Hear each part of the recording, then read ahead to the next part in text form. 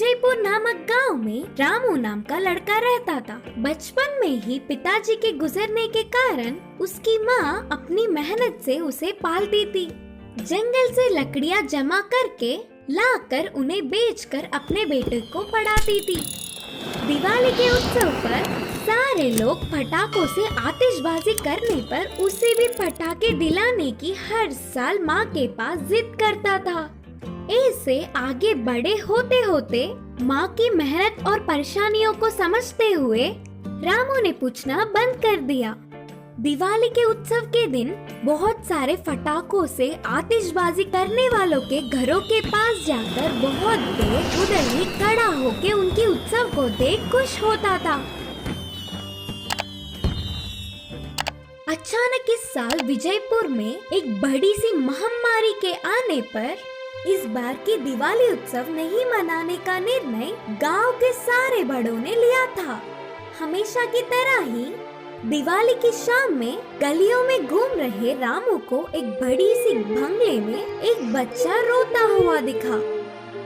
क्षणों में मनचाहा मिलने वाला पैसे वाला लड़का क्यों रो रहा है करके रामू समझ नहीं पाया और कारण जानने की इच्छा से रामू उस लड़के के पास गया तो उसका नाम सोमू करके पता चला। सोमू, क्यों रो रहे हो करके पूछा रामू।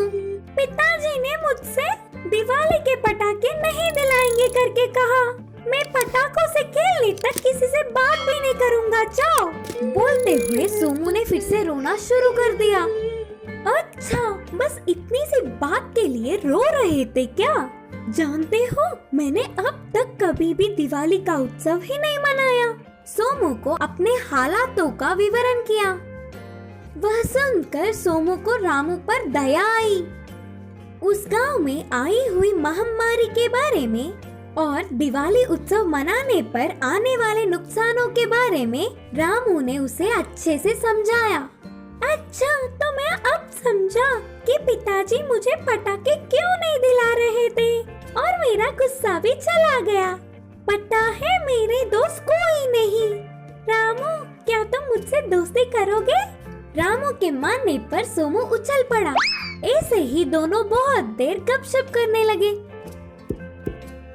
ये सब बहुत दूर से ही देखने वाले सोमू के पिताजी बहुत खुश हुए। अगले दिन ही रामू के माँ के पास जाकर उससे पहले ही दिन रामू और सोमू के बीच की बात को उन्हें बताया और रामू की चतुरता की बहुत तारीफ की। उसकी पढ़ाई के खर्चे उठाने के साथ साथ सोमू के पिताजी ने उन्हें अपने कारोबार में काम भी दिलाया।